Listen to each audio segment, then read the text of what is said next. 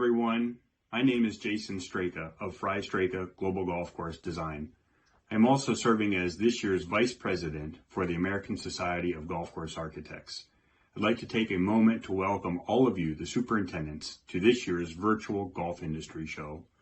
We so appreciate the job that all of you have done in this pandemic. You've all dealt with increased rounds and limited resources and have done just such an amazing job with it. Please enjoy this conference and thank you for furthering your education and all that you do for the golf industry. Hello everyone, and thanks for joining us today for the American Society of Golf Course Architects GIS session. I'm ASGCA President Forrest Richardson, and we're happy to have you here for part 2 of our 2 sessions on understanding architecture's place in the success of a golf facility. This session, part 2, will be presented by golf course architect Tom Marzolf, along with Jason Hurwitz, superintendent at Fox Chapel Golf Club located in Pittsburgh, Pennsylvania. Well, there are 2 sessions in the series. Each can be enjoyed separately, so it's not necessary that you are enrolled in both sessions. Tom Marzolf is a past president of the ASGCA, and he's enjoyed a tremendous career with the office of Tom Fazio. In addition to new course designs, Tom is perhaps best known for his design and consulting work to modernize, restore, and renovate championship courses for the PGA, LPGA, USGA, and Ryder Cup. Tom's work has included major renovations at courses you all know, such as Firestone, Marion, Oakmont, Riviera, Oak Hill, Winged Foot, Butler National, and in Ireland, Adair Manor and Waterville Links.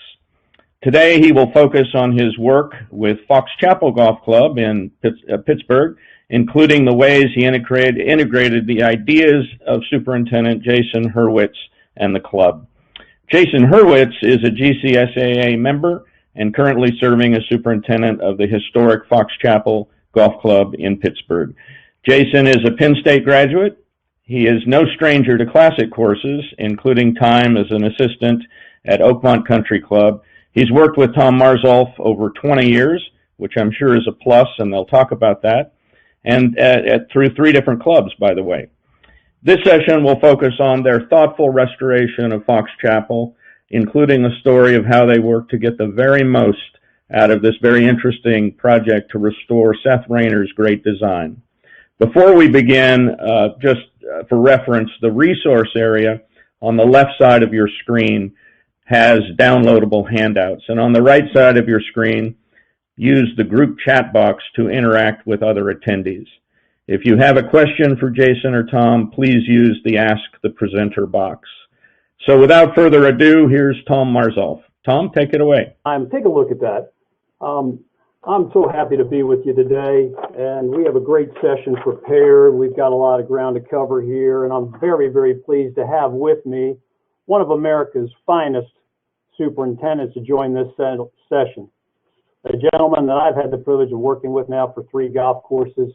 Hello, Jason.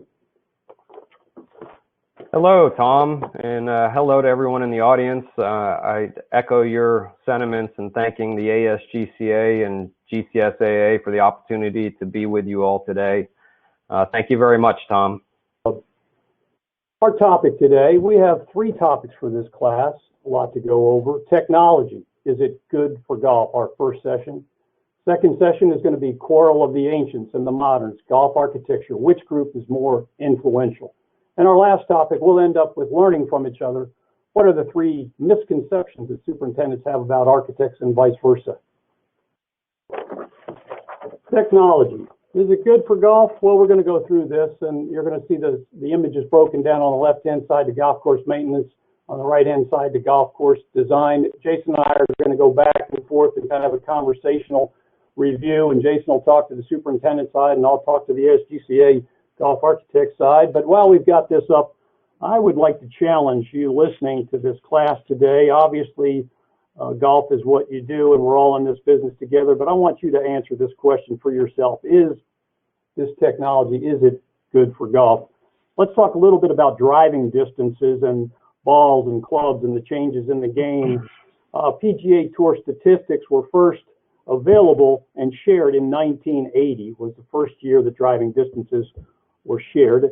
In that year, the longest driver on the tour was Dan Pohl with an average drive of 274.3 yards for the longest player. The average on the tour in 1980 was 256.89 yards, if you can imagine that. I checked last night on the internet for current statistics, and our leader today, if you roll forward to the present time, Bryson DeChambeau, number one in driving distance at 337 yards on average, our 2020 U.S. Open winner. Amazing to see that change over time. If you go back in time to 1997 and Tiger Woods' first Masters win, when Tiger won the Masters, there were only two players that could hit the ball over 300 yards in 97, two players. Today, 102 players average on tour over 300 yards. So, is this good for golf?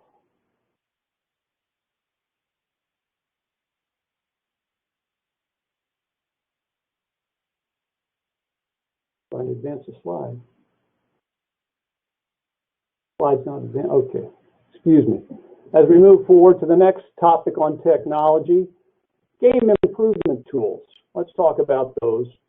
On the slide here, TrackMan and FlightScope, great new tools for players to work on things like club head speed and launch angle, ball speed, face angle. All of these things are great, and practice is a lot of fun. And now, again, at our courses now, the practice range is a much busier place. Golf has lots of new technology.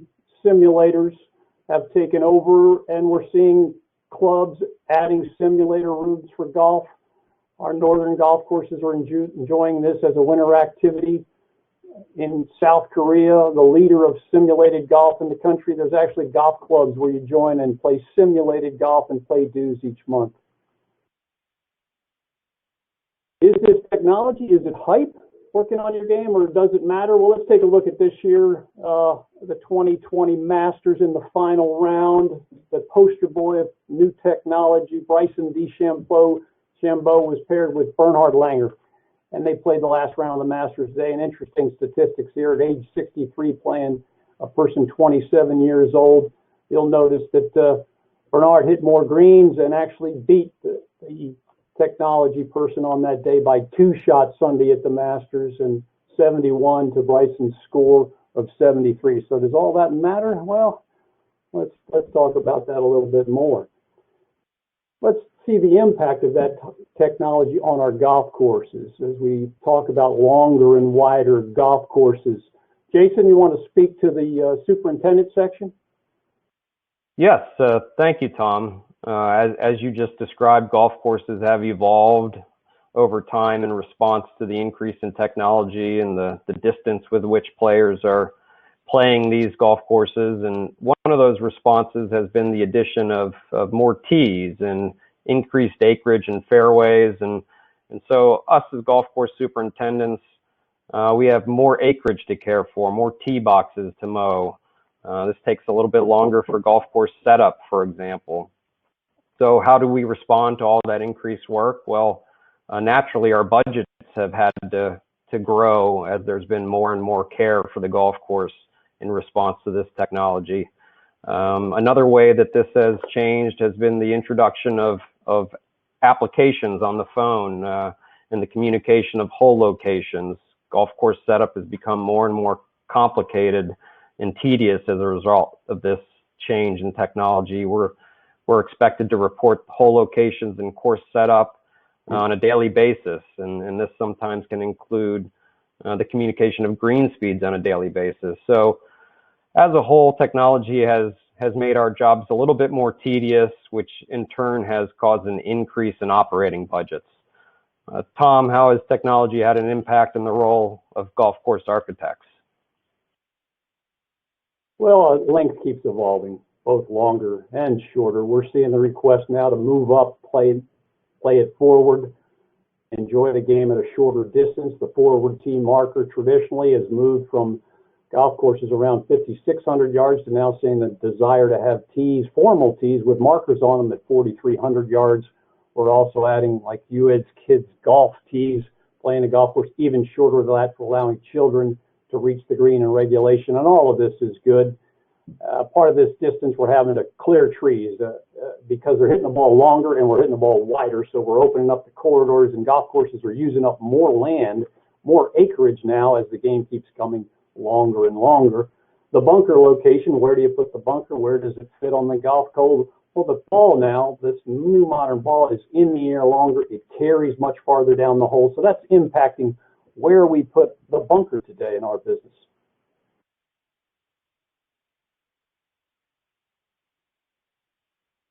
Let's look at another type of technology here, social media and the cell phone and the impact on our lives. What a change. Jason? Yes, thank you, Tom.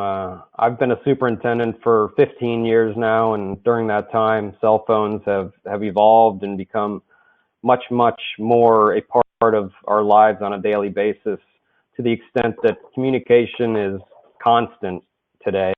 We all carry our cell phones in our pockets, and for that reason, members and clients expect responses very quickly, and we all feel the pressure to respond quickly. And so that can add a whole different degree of anxiety to your day as you feel like you're constantly in touch with everyone. Social media now, as you just described, is an expected form of communication, and many superintendents are expected to communicate green speeds or course conditions, the ability to have a golf cart on a daily basis. So all of this adds up to pressure throughout our day, and for that reason, our lives and our work have become more and more accelerated. We feel we're accessible to our members and clients every day. Tom, how has cell phones and social media changed the job of a golf course architect? Well, your client today expects everything to happen much faster because of the fast-paced world that we are in. Trends evolve quicker in the industry, and the media has a big impact on trends in design, and the perception of quality work keeps changing. We must be quicker, we must be more efficient, and you must be in self-promotion today. It's not enough to just have a website. You've got to be on social sites. You've got to be posting. Instagram, Twitter is a part of the game, and if you don't do these things, you can get lost in the shuffle of this fast-paced world. Golf management companies are getting more and more involved and getting involved in traditional golf design roles, taking over and managing their projects in a management situation. And we're also seeing that with superintendents today, golf management companies corporately running golf courses, and that's a big change in the game, and I guess a sign of the times, more of a corporate world.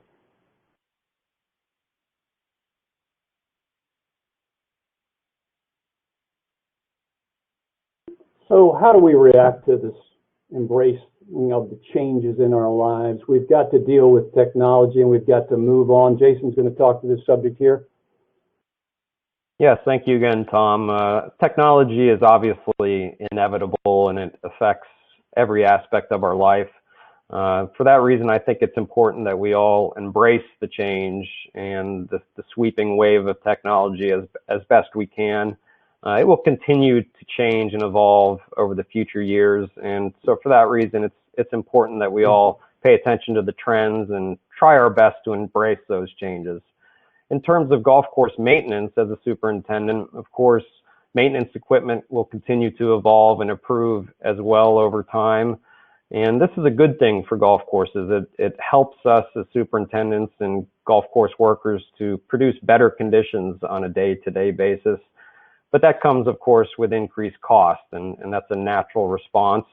So clubs have been forced to increase operating and capital budgets as a response to keep up with the technology improvements in mower equipment, for example.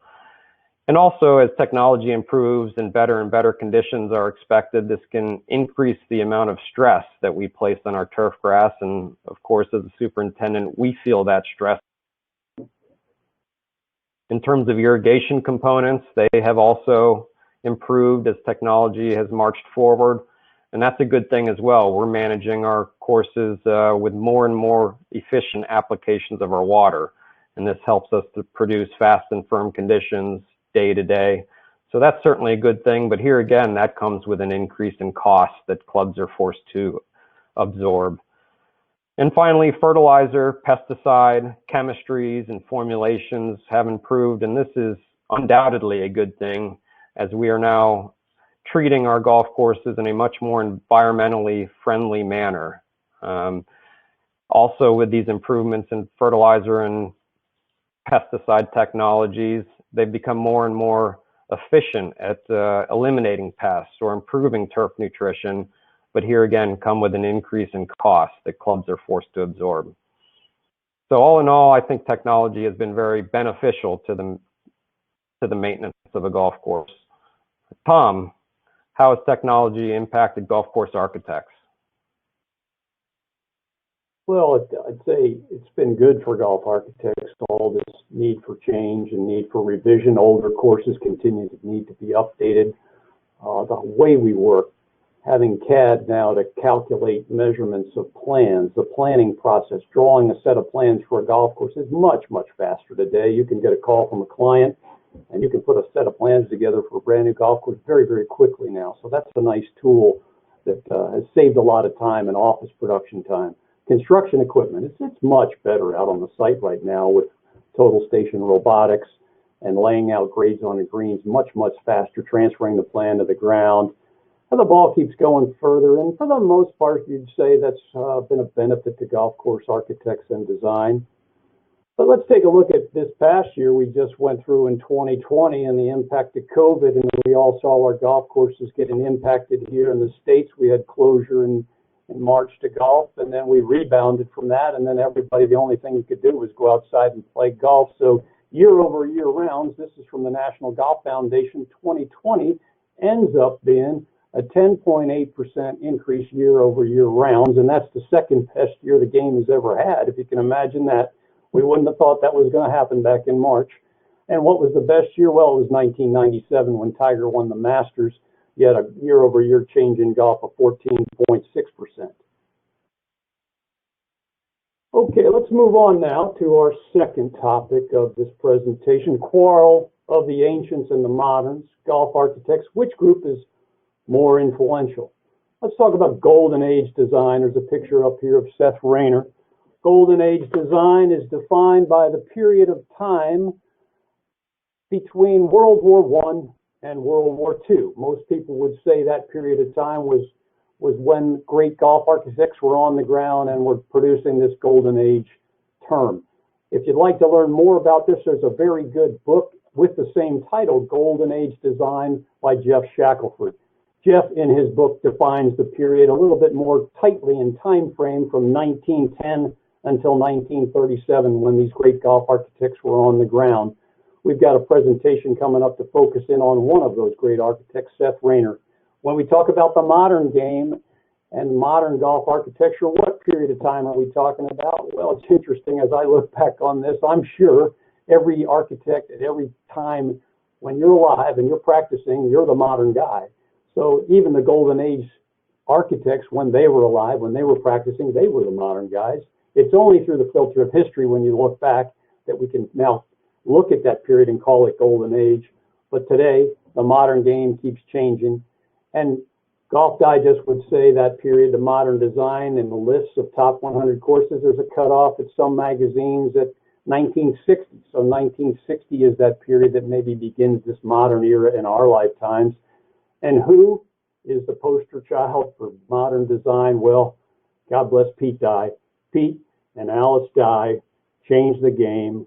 No one changed the modern game more than any of these architects. I'd say Pete and Alice did a great job, and all of us at ASGCA fondly think of Pete and Alice and all they've done for the game. I'd say the course that they did in 1981, the TPC, the first golf course at Sawgrass, when that hit the ground, we all said, wow, that was a shock. It went onto the cover of Sports Illustrated magazine, a brand new design, and no one had seen a golf course like that. So kudos to Pete and Alice for changing the game and making a big impact there. Let's break this down a little bit more. The quarrel of the ancients, the golden history, the golden age design. As we look back, we glorify the past. We love a great story, and we look back for answers in golf design, and that certainly is a trend today. Golfers are really proud of their course, and they want to protect it from change. And these great architects, well, they're great for a reason. They did a great job. They did a great routing. They laid the golf course on the ground well.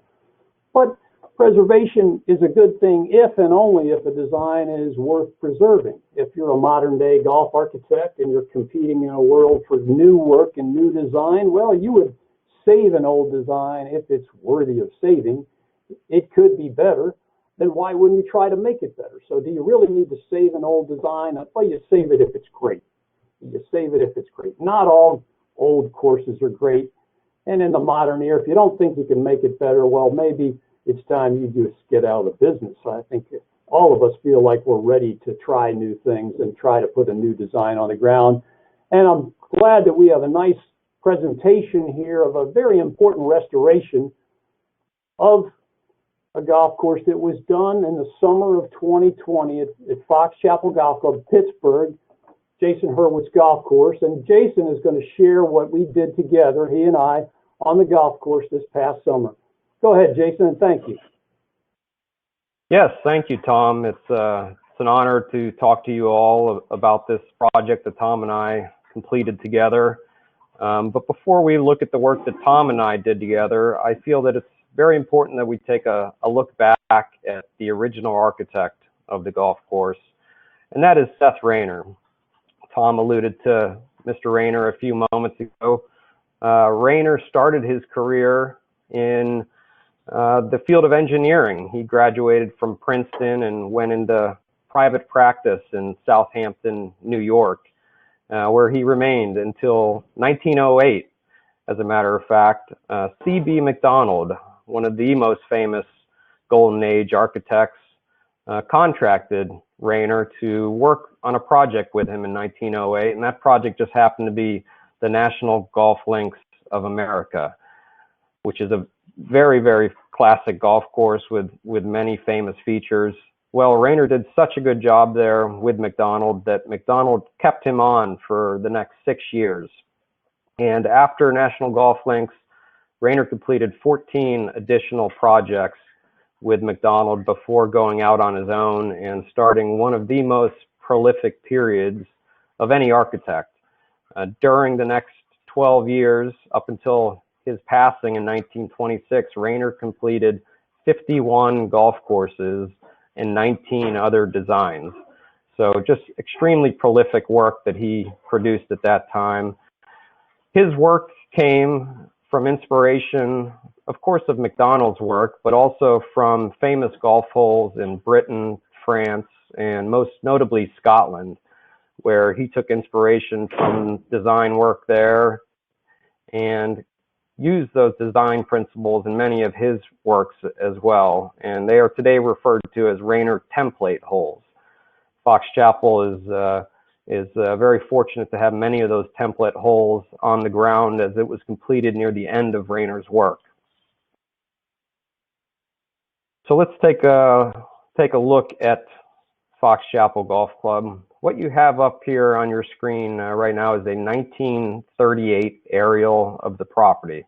It's the earliest it's the earliest known aerial of the property, but it was taken some 12 years after the course was opened in 1925. So there had been some changes already by this point, even though the course was only 10 years old. And of course, change continued to move forward on the property all the way up until today. And I'd like to talk to you now just a little bit about what the causes for those changes are. So here are the 5 main causes of change at Fox Chapel Golf Club, and I think most of these are applicable for all golf courses, particularly Golden Age golf courses, starting with the Depression. As Tom described it, Depression earlier started in 1929, and it had a profound impact on the entire country. Every business alike was affected by the Depression, and businesses were forced to survive, do anything they could to survive and remain relevant. And golf courses, of course, were no different. Fox Chapel, in order to reduce operating costs and survive, eliminated some bunkers, and playing surfaces contracted in order to reduce those operating costs. Coincidentally, for Fox Chapel during that same time, A.W. Tillinghast, obviously another famous Golden Age architect, was consulting around the country with the PGA of America at the time, and he visited Pittsburgh and did some work with the club. And he also helped to remove some bunkers and reduce operating costs. But in doing so, he affected the bunkers at the club with some of his own style. And so the style of Fox Chapel Golf Club and the shape of the bunkers changed over time. The next major impact on change at the club is what I'll refer to as apathy. And Tom did a very good job describing how what's current isn't necessarily appreciated as much as what came from the past. And that was certainly relevant to golf courses. Members at clubs didn't often know the original architect of their golf course, and for that reason didn't appreciate it. And it wasn't really up until the 60s, I believe, when Robert Trent Jones introduced the idea of a signature architect and signature golf holes, did clubs really start to pay attention to their original architect and appreciate who their original architect was. And so because the club didn't have an appreciation for Seth Raynor, it changed over decades and decades. The next major impact on the course was World War II, which of course affected the whole country and the world as a whole. Much of America's young men were off at war, and golf courses struggled to find workers. And it was during this period that riding mowers were introduced to the golf course maintenance industry. Maintenance workers were able to mow much greater acreages more easily than hand mowers, but in a response, some of the angles and sharp edges that many Golden Age architects designed on golf courses, they disappeared as riding mowers couldn't mow into those nooks and crannies on a golf course. And that certainly occurred at Fox Chapel Golf Club. The next major impact on the club was presidential architecture, I will call it. And I'm referring to golf club, Fox Chapel Golf Club presidents and Greens Committee members. They applied their pet projects to the golf course because they really didn't have an appreciation for Raynor. One good example is on the 12th golf hole. The club president at the time must have been a slicer because he removed the first fairway bunker on the right of number 12 because he often found his tee ball in that bunker. He obviously didn't have an appreciation for Raynor's work at that site. And that continued on for decades at the golf course. And then lastly, tree beautification around the country had a big impact on many golf clubs. And this too started in the 60s and was first an initiation from First Lady Johnson and her Arbor Day Plant the Tree program. She encouraged property owners all around the country to install trees and to improve oxygen levels and the beauty of the environment. Well, golf courses became big targets for this, being wide open spaces in urban and suburban areas. And so clubs felt pressure to and agreed in installing hundreds of trees, sometimes thousands of trees on their golf courses. And this obviously had a big impact on the club. So these are the major impacts on Fox Chapel's golf club, the evolution of the club over time. And I would like to show that to you here. So we're back at the 1938 aerial. And if you would, I'd just draw your attention to one golf hole. Let's look at number 1 that I've circled here in yellow, and just train your eyes on that hole and watch as it changes from 1938, 80 years until 2018. Here we go. So what I think you'll see is that the fairway became much narrower. Of course, the location of the bunkers changed, and you see the introduction of a number of trees. And we'll take a closer look a little bit later on another golf hole and talk a little bit more specifically. But the club changed to 2018, and that's the point. Raynor's work is no longer as evident on the ground as it was originally, and so it evolved. And the members started slowly to want to change back to Raynor and appreciate Raynor. And I'm going to describe to you the 5 major mechanisms for causing that change here at Fox Chapel. First and foremost was passionate members. A very select, small handful of members started to learn about Raynor and become interested in Raynor. I couldn't tell you exactly what initially sparked that, but that interest really grew when they became associated with the Seth Raynor Society. They met very influential, knowledgeable Raynor aficionados such as the late George Bato, Anthony Pioppi, and many others at the Society. They visited other Raynor courses with the Society and became more and more interested with Raynor's work and interested in restoring Raynor's work at the Fox Chapel Golf Club. And really that's what led to seeking professional guidance. And that professional guidance started in the late 90s with Brian Silva. Brian Silva consulted with the golf club and created the club's first master plan to restore Raynor's features. And Brian did an excellent job in that master plan. The club elected to move forward with his work in 2001. And thanks to Brian's help, the club restored the bunkers, updated them, and just started to introduce Raynor strategy and Raynor features back to the property. Eventually, the club, I came on board in 2006, and we became with Tom Marzolf and Fazio Design, and that's when Tom's work at the club with me began. Tom created a subsequent master plan that we'll look at soon and did a fantastic job. The next impetus for the restoration of Fox Chapel Golf Club was simply life expectancy.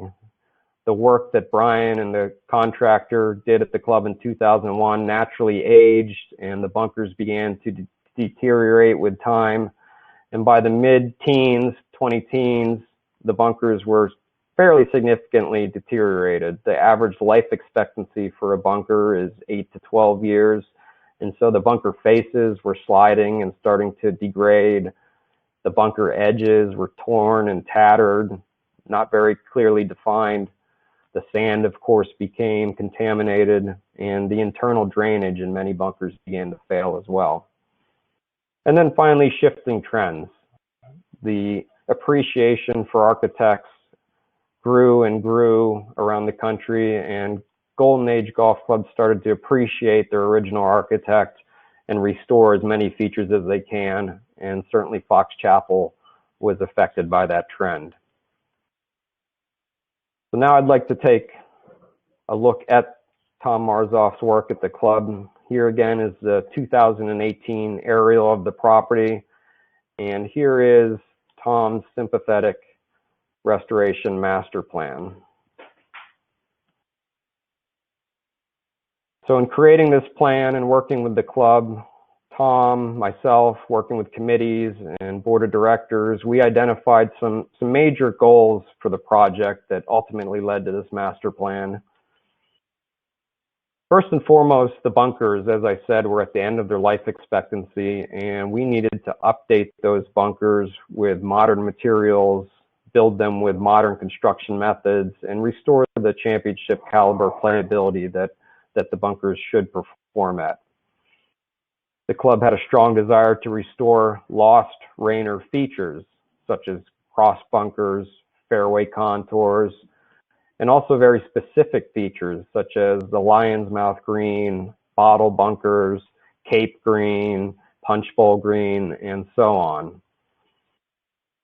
And also, the third goal was to adapt the course to all skill sets, and this is really where the term sympathetic restoration comes into play. We wanted to restore the golf course in a manner that was sympathetic to the modern game and to all skill levels. And so to accomplish this, the plan included new teeing grounds, both forward and back. And again, I'll show you how that had an impact here shortly. But what do these three main goals really mean? It really means restoring Raynor strategy, and that is reintroducing the risk-reward and the strategic choice that Raynor grew to love in studying classic golf holes overseas and that he implemented in his original designs. So let's take a closer look at a golf hole and the master plan work that Tom designed. Here's the 9th golf hole.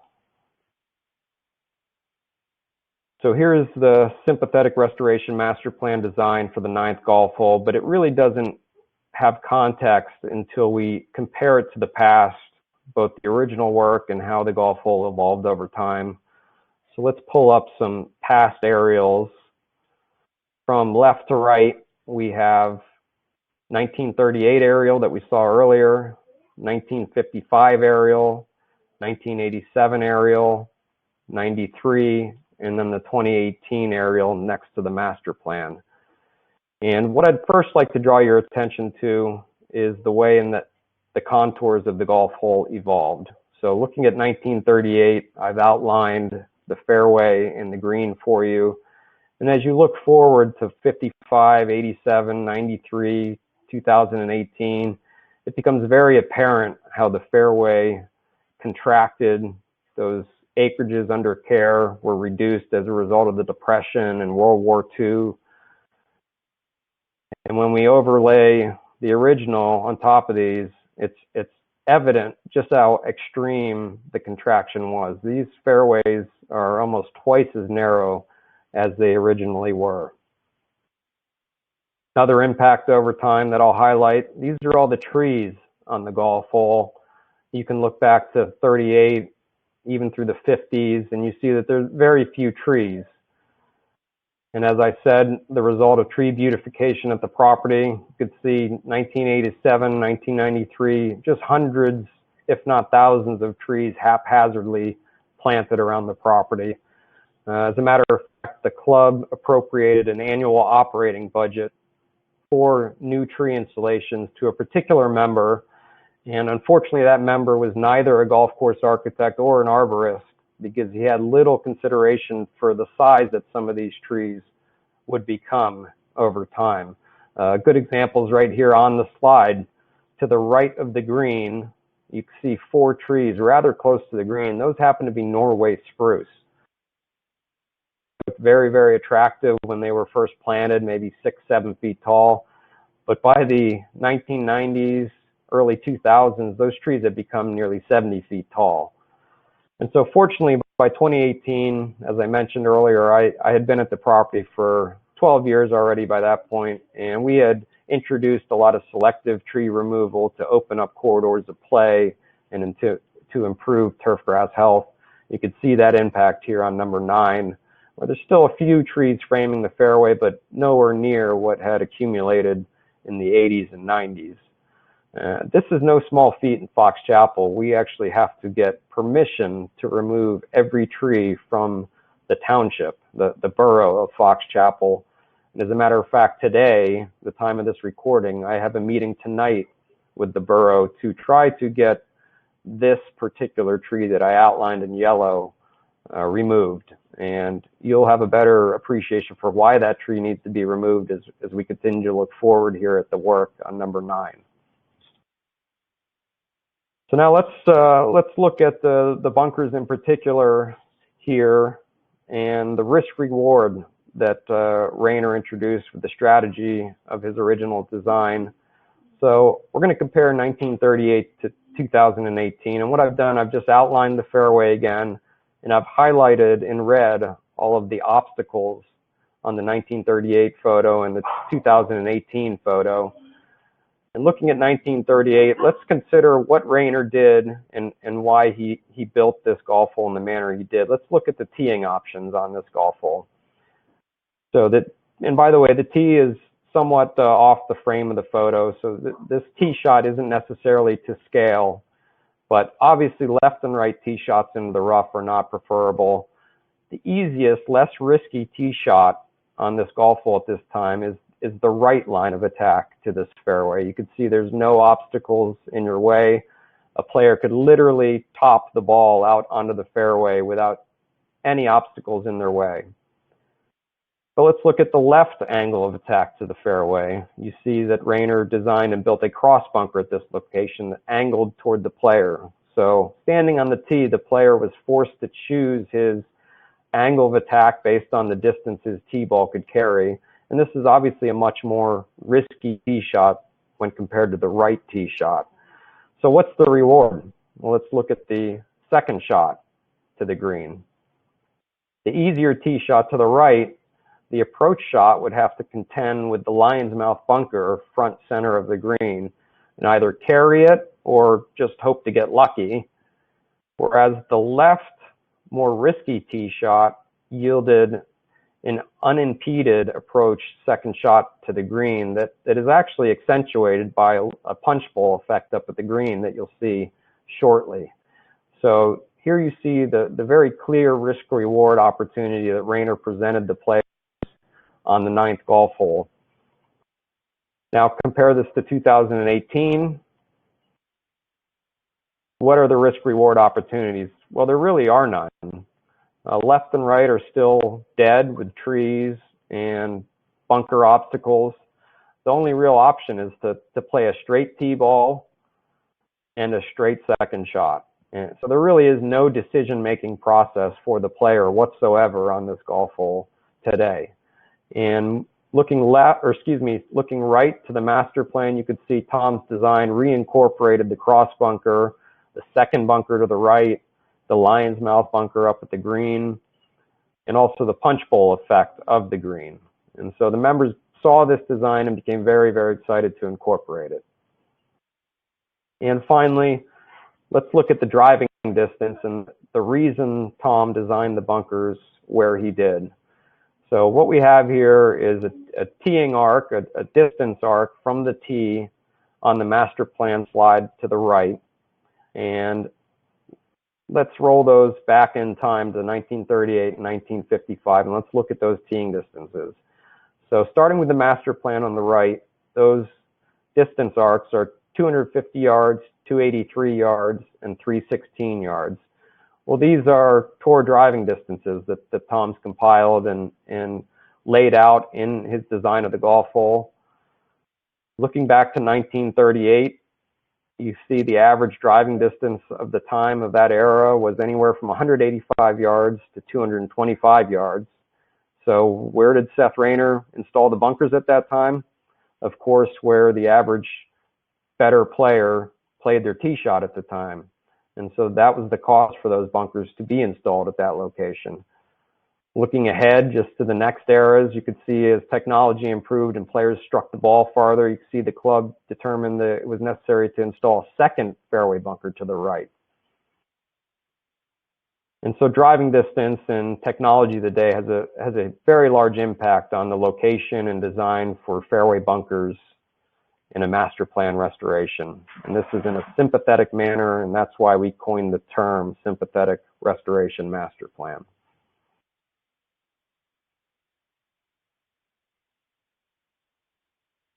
All right, so let's look at the actual work that took place and talk about technology's impact on that work.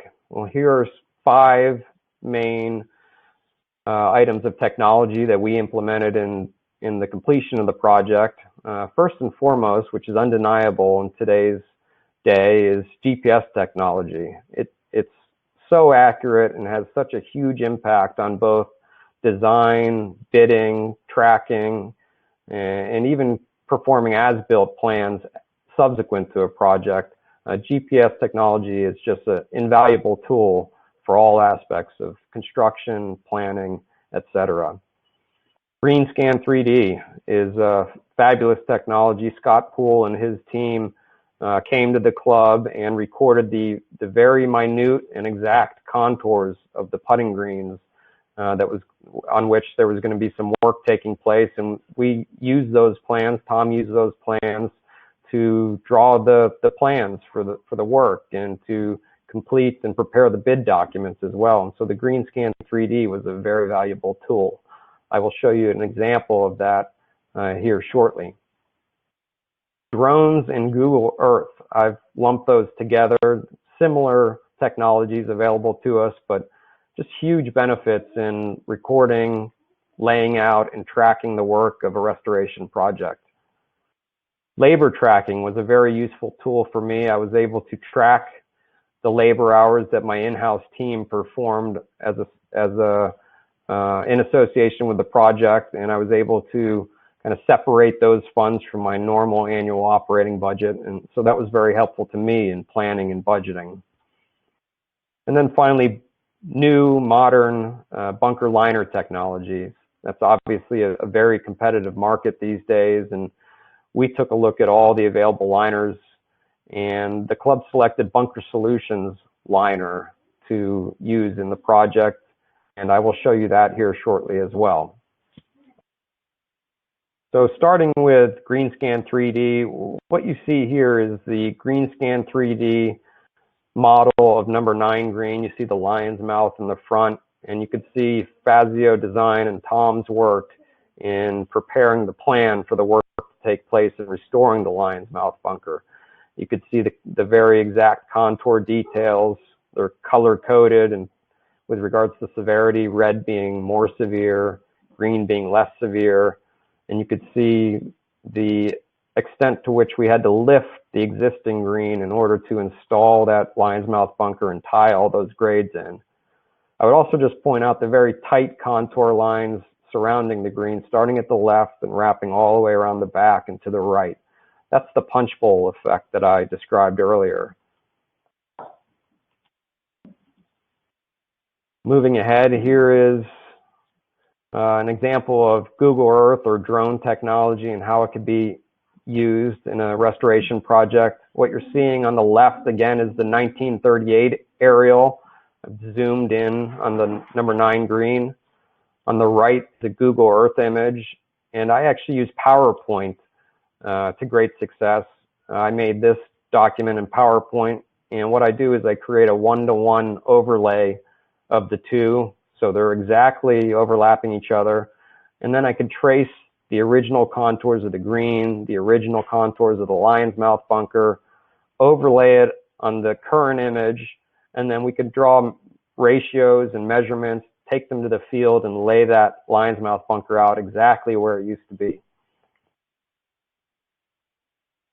So here's some additional photos. This is the lion's mouth bunker, just breaking ground on it on the front of 9 green. You can see Tom kind of laying out some of the work to the left. We take for granted the modern equipment and the efficiency that they produce results, but obviously here is a modern mini excavator with a knuckle bucket. And in the background of the photo, you can see the contractor. That's Alex Weber from NMP Golf Construction. He's recording GPS data of the layout that Tom and I were laying on the ground. And we asked ourselves, did we get it right? Well, we found out just a couple hours later that we got it pretty darn close. This cavity for the lion's mouth bunker, you can see we're about 4 feet deep. And what we found were the original clay drain tiles from the original lion's mouth bunker. And so that was very exciting, and that gave us a very high level of confidence that we were restoring the bunker exactly where it used to be. Just interesting, I'll point out real quick that the black drainage media surrounding the clay tiles we learned was slag, which is a byproduct of the booming steel industry at the time. And we found that again and again throughout the property as we restored old features and found these original clay tiles. Just real quick, I'll just walk you through some sequential photos of the work at 9 green. If you look real close in the throat of the green, just above the shadows of the people on the ground, you could see the yellow layout marks for the lion's mouth bunker. Now we'll progress. You can see we've stripped the surrounds by this point, demoed the bunkers left and right of the green. A little bit further, we're removing the sod and stripping the existing green in order to tie the grades out. We've now stripped the approach and a little bit more of the surrounds.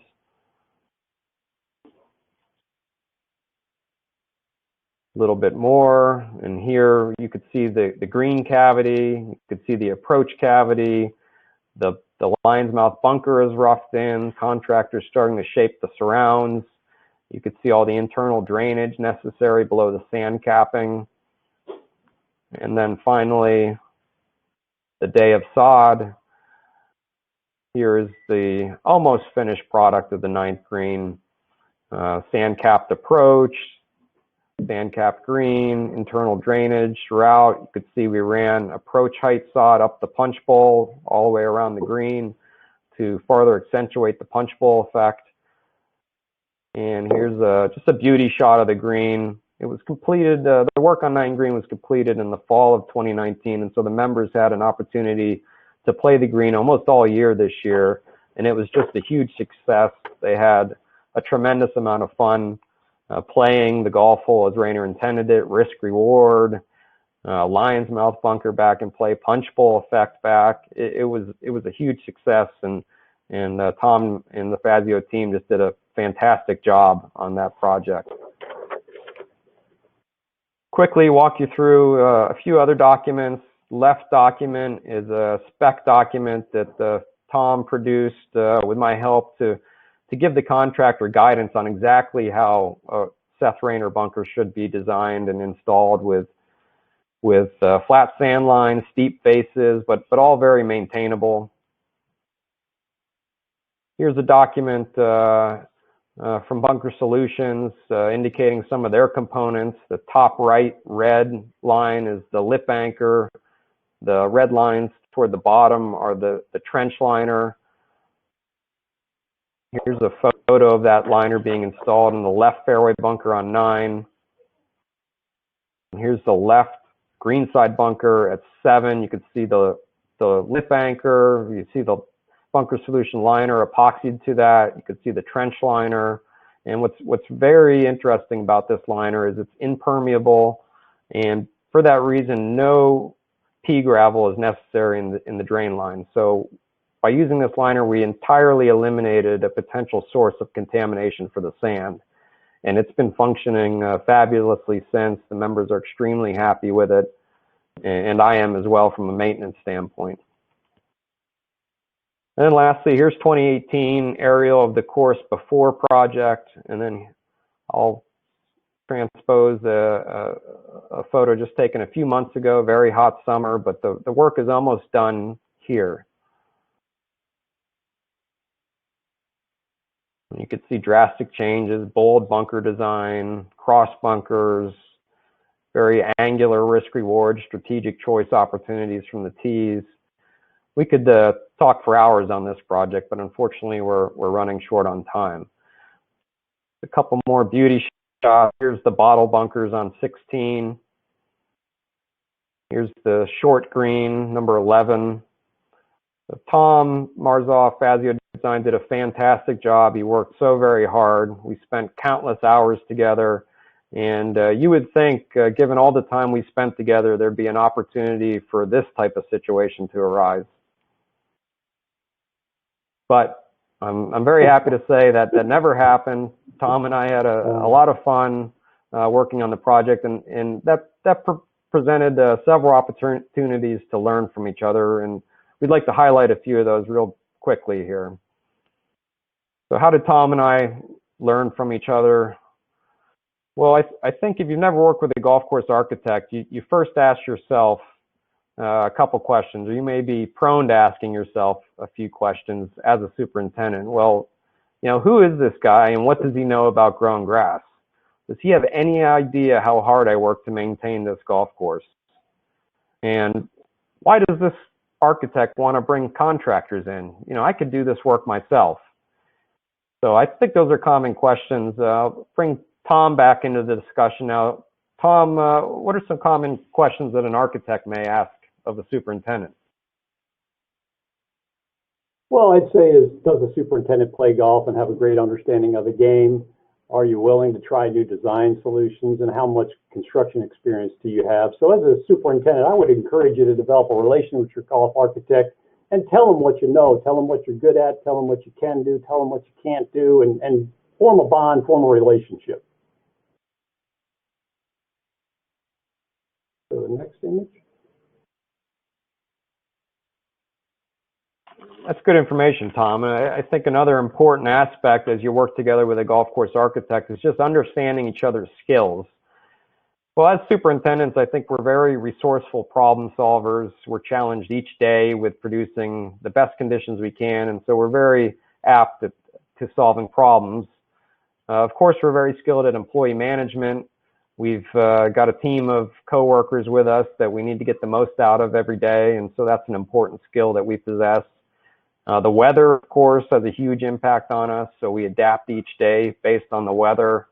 But fortunately, we're home almost every night. We sleep in our own beds, we eat with our families, and that's comforting during a hard day. And finally, we're under high pressure from our membership to produce good results every day. And that's often under budget. And that target can sometimes change, this year being a perfect illustration due to COVID. Tom, how about golf course architects and your skills? Well, we fix things through reconstruction and design. We want to draw a new plan. We want to rebuild things. We work in a small office, usually with a few employees, some small offices and some larger offices, but we're on a travel schedule to keep moving from project to project. We're rarely in our hometown. We're on the road all the time. We're traveling to and from the course. The economy is going to impact our workload and how much work we have based on whether it's a good economy or a slow economy. And every time we start a project, Jason, there's just high expectations on everything we're doing. That's tough. Different at the same time. So just a quick contrast of a few ways we are alike and different. Well, we both help golfers enjoy golf courses to their full potential. We are in the golf business. We're just in different parts of that business. And both of our work and the way we're judged on our work, all through the eyes of the golfer. The golfer's perception of our work judges how good a job we did and how successful we are. Superintendents' careers depend on many co-workers, as I described. We all have a team that we get the most out of each day. But if we're doing our jobs well, we're usually fortunate to work at one club for several years or even an entire career. A lot alike. Superintendents and golf architects are a lot alike. We share a lot of the same values. As a golf architect, our career depends on a golf course contractor, and the Golf Course Builders Association does a great job of having great contractors all around the world and the country, and we utilize their skills to get our work done. And thank you to the Golf Course Builders Association. And one thing you'll know, we're always working ourselves out of a job. It's fee-based work. We do a proposal, we do the work, that ends, that job's over, we've got to get another job. So that's kind of differences in how we work. Very interesting. And why don't we just finish with a quick comment on each other?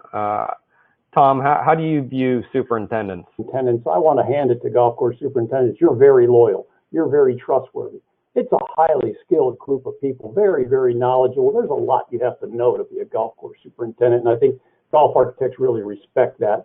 You're working hard every day, and we know you're trying hard, and Mother Nature and the weather can make us look great, but Mother Nature can also beat all of us, and it has, with flooding and damage to our golf courses and years of pressure from disease and fungus. So it's hard to beat the weather, and I think we all understand that and respect what you're going through, struggling as a superintendent to deliver the goods every day. Yes, thank you, Tom. And I would just add in closing, I've had the privilege of working with you, Tom, for over 20 years now, and in doing so, I've met many other great architects, and you are one of the most professional groups of people that I've ever had the pleasure of working with. Extremely hardworking. The ASGCA does a great job of administering the code of ethics for your profession, and you are all extremely honest and trustworthy, and I can't thank you all enough for your hard work. We just wanted to say thank you, and if you needed to contact Jason or myself, our emails are up here, and feel free to reach out to us if we have any questions about today or if you'd like to talk to us any further. Thank you, Amanda. Thank you, Tom and Jason. Thanks for your time today. That was really great information. Thanks to all who joined us, and don't forget to fill out the session evaluation as you exit. Your feedback definitely makes a difference. And just a reminder that education points are awarded based on your registration package. And lastly, don't forget to check out the virtual trade show. Have a great day, everyone.